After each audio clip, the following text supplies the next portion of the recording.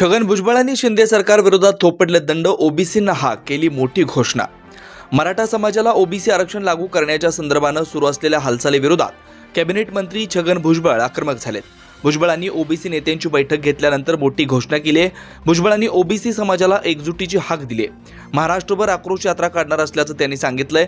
सरकारने सगळे सोयरे शब्दासंदर्भातील अधिसूचनेचा मसुदा प्रसिद्ध केला, यावर हरकती मागवल्या, त्यामुळे ओबीसी नेते आक्रमक झालेत। यावर पहिली प्रतिक्रिया आली ती छगन भुजबळ यांच्याकडून।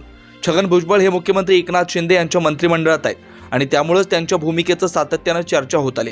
पण आता भुजबळांनी थेट सरकार विरोधात दंड थोपटलेत। आपल्या सरकारने घेतलेल्या निर्णयाविरोधात भुजबळ आक्रमक झाले।